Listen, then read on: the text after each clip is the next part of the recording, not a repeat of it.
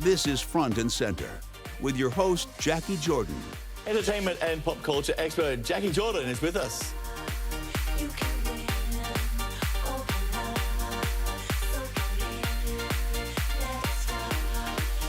We are the show where we talk with the change agents, the storytellers, and the activators, making impact from behind the scenes.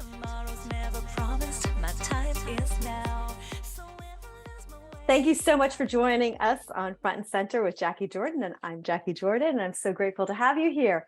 Today is a dear friend of mine who is zooming in from India.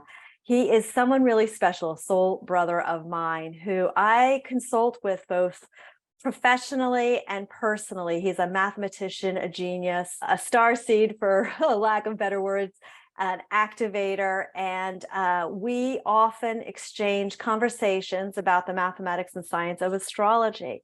And I will touch base with him to see how transits and the collective energy are affecting either personal decisions or professional decisions that I make.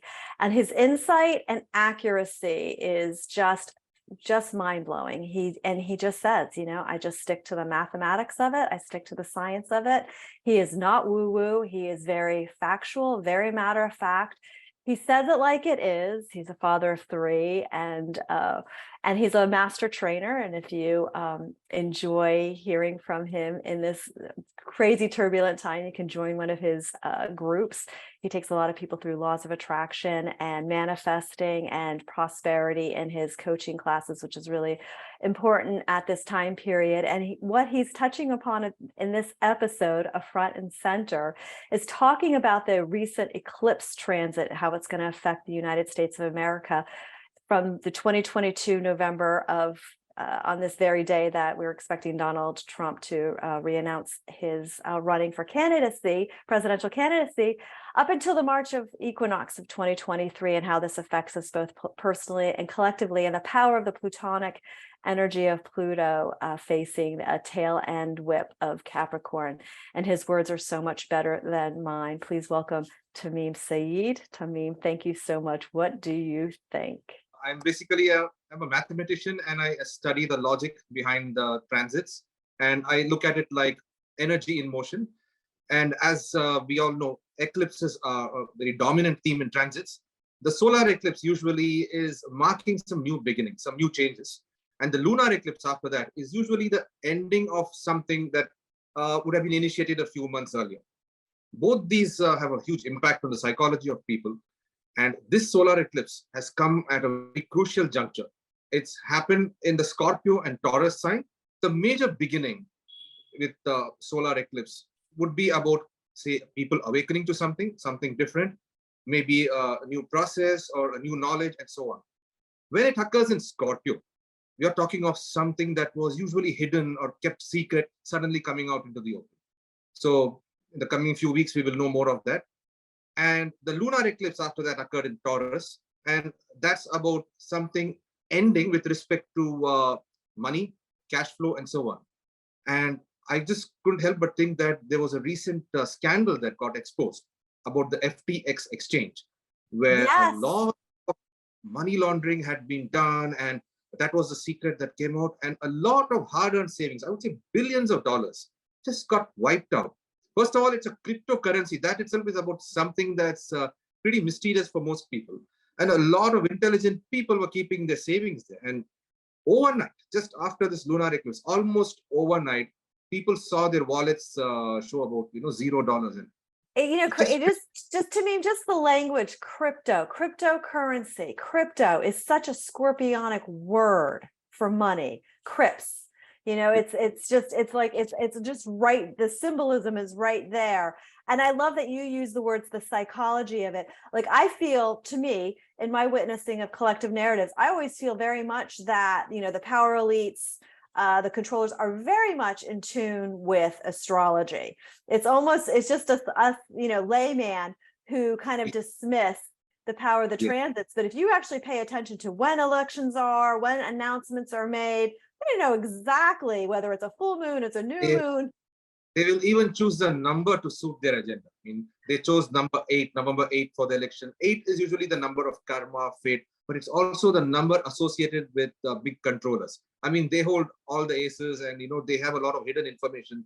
And I think in the coming few weeks, not only about this cryptocurrency scam that wiped out money as per the lunar eclipse ending, we might see some awakening about what's happening in the elections. Maybe people will wake up to the fact that there is something not kosher going on with, say, the ballot. They're talking of ballot harvesting. They're talking of adjusting the vote shares to get the candidate they want. There is something that's not too transparent here, because I will just share one thing. In the state of Arizona, I believe one of the candidates who was a treasurer in the Republican Party, one Yes.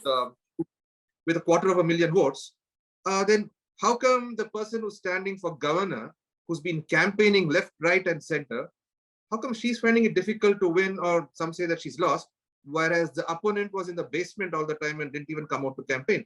It doesn't add up. For me as a mathematician, it doesn't add up. And I want to say, not only are you a brilliant mathematician, but you're also in India. And the reason I say that is this is a viewpoint. You're giving me a perspective from the other side of the world.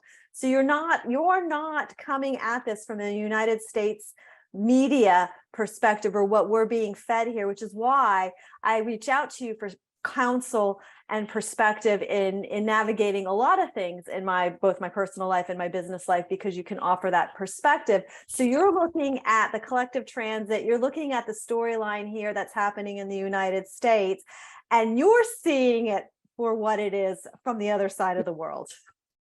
So it's very, for me, as long as a good leader is there, it's great for the whole world, but the math doesn't add up here. And I hope in the coming few weeks, considering the transits that are happening, more truth gets divulged.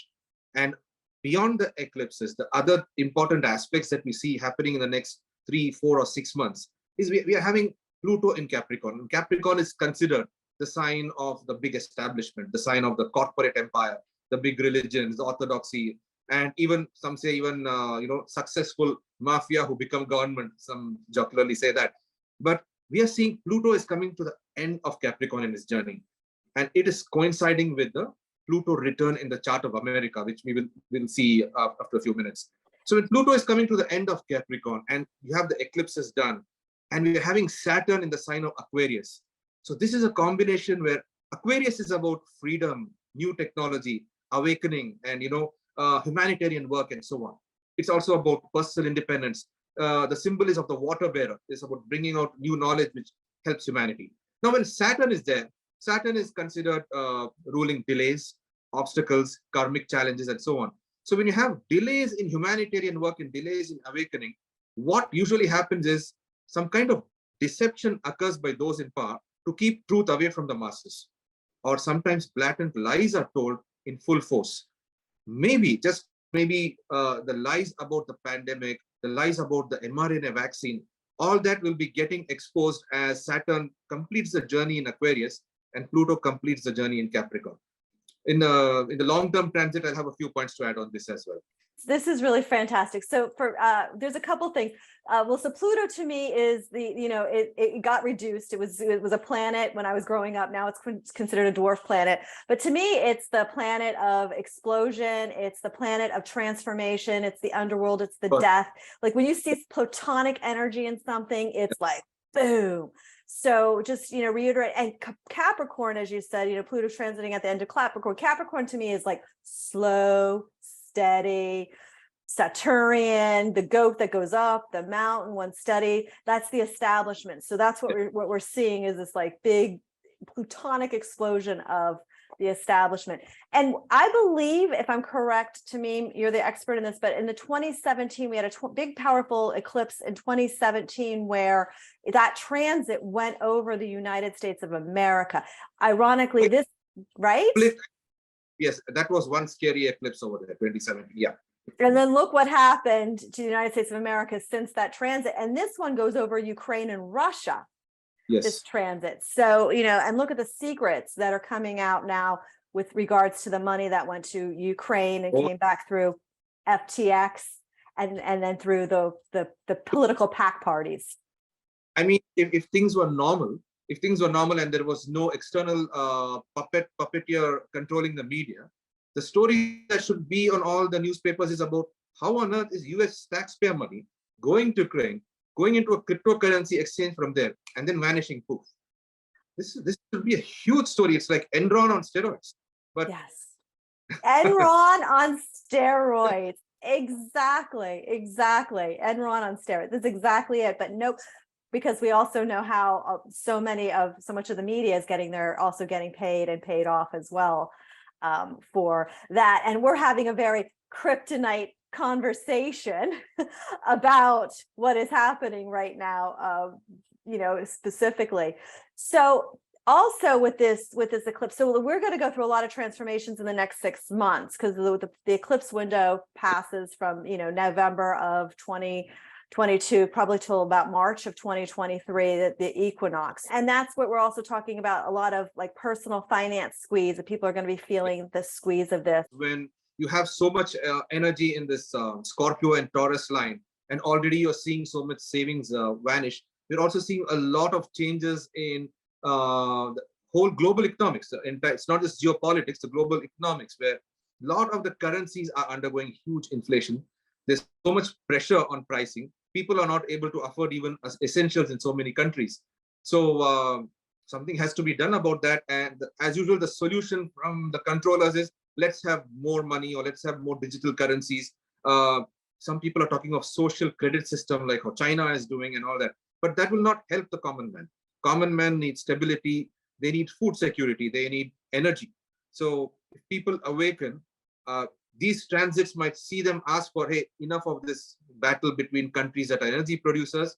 Let's have some collaboration. Let's get in, cheaper crude, cheaper natural gas, till we figure out how best to have new forms of energy. Because if they're just going to rush behind, say, let's have electrical vehicles, and let's have windmills and all that, people must know. I hope this knowledge also becomes mainstream, that just the cost of building one electric car, the lithium battery for that, the carbon emissions for that are more than 1,000 normal diesel or petrol vehicles. People have to pay attention to the details here.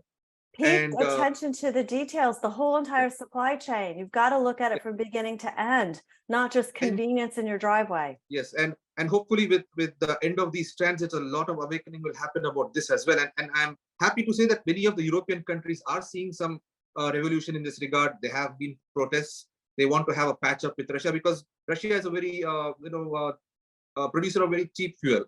And they are ready to give at a discount, and they just want to come on the negotiating table for whatever their reasons. And another day we can discuss about why they did what they did and all that. It's a lot of politics again related to the eclipse. You won't believe, in 2014, 8 years back, there was a solar lunar eclipse, and that's when this conflict started. And now it has turned to a very ugly side with the invasion and the counterattacks and so on.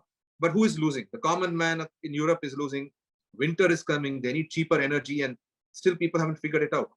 And that is something that I hope with the new government in US, at least I think the House has gone to the Republicans.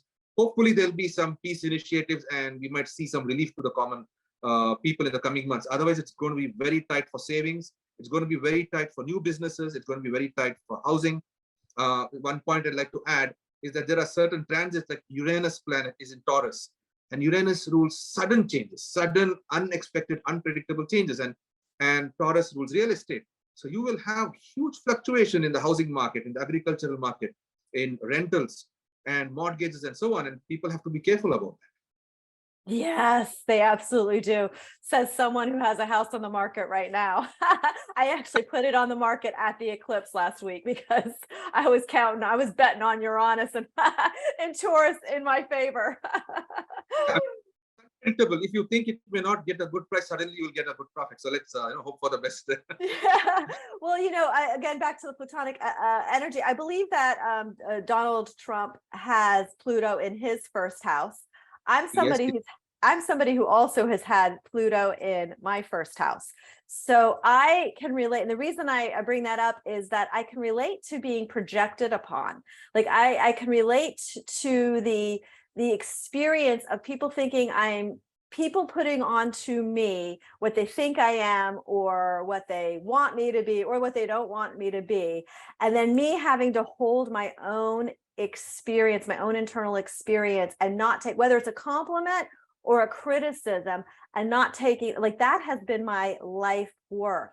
So I've been able to really relate to the projection that Donald Trump has held, and the catalyst he's been for good, for bad, for change in that platonic placement.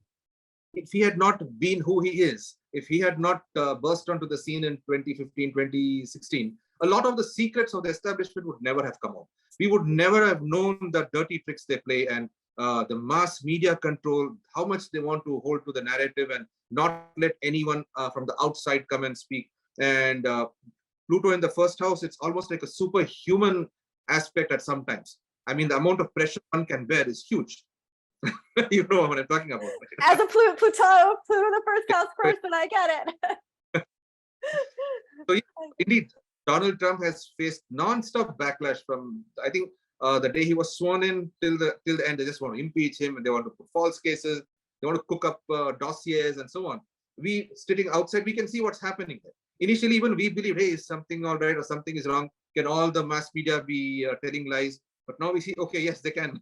They're all being fed from the common place what to say and how to go about things. So, but hopefully the truth will come out. I think in 2017 or 18, a journalist was paid to do a hit job on Trump. I think his name was Michael Wolff or something. And he wrote a book trying to portray a picture as if Mr. Trump was going through some kind of Alzheimer's kind of situation, or he's forgetting things and he's not able to communicate and so on. But then when we saw in the end of the campaign in 2020 elections, he was single-handedly conducting rallies in I think thrice a week or 4 times a week with tens of thousands of people. And he was speaking nonstop.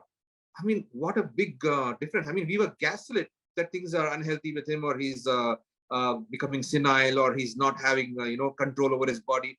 All lies. So we could see the truth with our eyes. That is when I think a lot of awakening happened between what the we establishment were being told and sold. Hopefully, with these, it's more such truth will come out. Not just about political truth, but scientific truth. I wish the truth about the vaccines come out, because the tragedies are just exponentially increasing about the jab, the mRNA jab, and the death rate of unknown causes. I mean, we know what it is, but even the scientific establishment is saying unknown causes. Thousands and thousands of young people are dying. So many athletes are just collapsing. I hope this truth also comes out at the end of these transits, or during the progression of these transits. Absolutely. I hope the truth comes out too. And we live in a one world globe, not a new world globe, but a one world globe. And what I always appreciate about your perspective is that what happens here in the United States affects other places on the planet.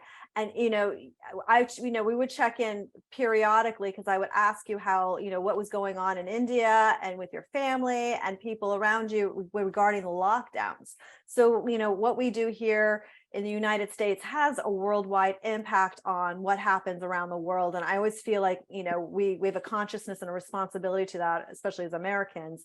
And, you live it and witness it firsthand. I would love to hear your thoughts on that. The US is allegedly the leader of the free world. I say allegedly because we know that it's not as free as they claim, seeing the way the government is trying to control narratives and all that. But it's still the #1 democracy in the world. It's the most industrialized nation, highest GDP, the center of innovation, and so on. So when the US says that they've discovered something, the rest of the world is excited about it. Okay, Silicon Valley, it's in US, computer chips, internet, everything starts there, and then it percolates to the rest of the world. So we expect when even in economics, if something is going down in the US, they say when US sneezes, the rest of the world catches a cold. So if there is a recession in the US, it's going to affect the rest of the world. It's going to affect supply chains. It's going to affect salaries, wages, and hiring, and so on. We see many of the IT companies, the top FANG stocks, Facebook, Twitter, or even Amazon, they're firing people. There's so many layoffs. I think a lot of the workforce in India was fired. And we'll see such disruptions in Europe. A lot of the workforce in European countries will be fired. So what happens when there are mass layoffs is you have economic slowdowns. So how do things improve? Again, we hope the US economic cycle improves, and then spending occurs, purchases occur, and then rest of the world again, gets lifted up. So it's a totally connected cycle. And it's more apparent in the last 15, 20 years than ever before. Yeah, very apparent. Yeah, the impact that we have. Let's see what's happening in the next 1 year. There's been some shift of the planets. What happens is that a lot of the slow-moving planets are still where they are. But we see that Jupiter has moved. Jupiter is zooming through in 2023 past Aries and into Taurus. So in that period, when Jupiter moves through Aries, we will see a lot of fight for justice. We will see an aggressive pursuit of truth, because Aries is the planet of war, aggression. It's also the planet of pioneering, innovation, entrepreneurship, and so on. And Jupiter represents growth, expansion, wisdom, judicial knowledge, righteousness, and so on. So when you combine that, we are going to see probably a lot of lawsuits against evildoers in all arenas, whether it's political or scientific and so on. We might see justice for those who've been affected in the pandemic. We might see justice against countries who did wrong things during the pandemic. And hopefully a lot of truth will be coming out so that people can, aggressively take a stand and do what is right. And we might see some pioneering work that helps the world economy when Jupiter moves through Aries. We might have innovations that support positive change. So that is something to be really excited about in 2023 after the next. Towards the end, we see Jupiter go into Taurus. And I think that is where we will have a good positive feedback in the real estate market. Hopefully, the housing bubble collapse will stop and we'll see some, a secular bull run in the housing market. I'm hopeful for that. I hope that happens. So that what is month, one. what month does that happen? After summer of 2023, after 6 to 9, and it will continue for another 6 months. So about after next 6 months to the next 1.5 years, you should see some good traction. But before that, you might see a dip. So we have to be ready for, because Uranus is also there. So you'll have that, upside the roller coaster. I think that's already happening now. That's happening. Yeah. So that is one change in the immediate transits that we have to look upon. The other thing is that in next few months, we have Mars that is still reversed in Gemini. And when Mars is retrograde in Gemini, which is a sign of communication, you may have more political lies and leaders may speak more untruth. People whom we trust may be falsifying things, falsifying records and all that. So that is one thing to keep a keen eye on. And once Mars becomes direct and passes through Gemini again, in the next 6 months, you might see a lot of truth about falsified documents, about falsified records and so on coming out into the open. That is one plus point in the medium-term transits. And after this, I would like to touch upon the long-term transits, which will be the next file, 2024. Here, what we're having is very, very important point. Pluto has come to a degree called 29 Capricorn, 29 degrees Capricorn. In a system called the mystical Sabian symbols, where every degree has a specific meaning, 29 to 30 Capricorn is said to be the degree of the cabals who control whatever on earth. Some say Illuminati, some say Masonry, or it could be any cabal, anything hidden from us, but they get together and they make certain decisions that impact the rest of the world and we are unaware of it. So that is the degree represented by 29 Capricorn, and Pluto is right there. It's bang on that degree, meaning a lot of transformation and rebirth would be occurring even amongst these so-called cabals. I'm hoping and I'm praying that maybe they transform for the good. Maybe they die out and get reborn as pro-human, pro-positive revolution and so on. So we have to pray to God for that. But it's going to happen then. 2024 is the year where you see all this turmoil happen in the executive decision makers who are hidden from us and so on. That is one. Secondly, we have Jupiter leave Taurus and come to Gemini, and you'll have massive upgrades in communication technology, general communication. Maybe social media will revolutionize in a totally new way. What we're seeing is that so many backdoors were there where government is controlling people. They suddenly cancel people. They don't allow certain videos to come out and all that. The pushback came when Elon Musk took over Twitter, and he's trying to get more people to be expressive and so on. Maybe in 2 years, there'll be so much more freedom that people won't have to worry about getting canceled or worry about being stuck on just one platform. Maybe there'll be hundreds of platforms. Maybe there'll be better satellite technology and so on. That is something to look forward to in the long-term transits. That is so beautiful and so hopeful. Like it feels like we're at the tail end of like a purge, where we're hopefully averting a catastrophic disaster. Yes, hopefully. Yeah, we have to be positive and see the collective consciousness matters. If more people become positive and unite and share their ideas, we can avert disasters, whether it's climate disasters, whether it's economic disasters, and mainly it's about getting the truth out there and let people think for themselves rather than subtly controlling the narrative and trying to subtly mind control them by making them focus only on one thing that the elites want to focus on. So I hope that it's kind of like, it's like if you've ever been through the personal dark night of the soul, I feel like we're going through the collective dark night of the soul. Especially if the final file that I want to see, especially for United States.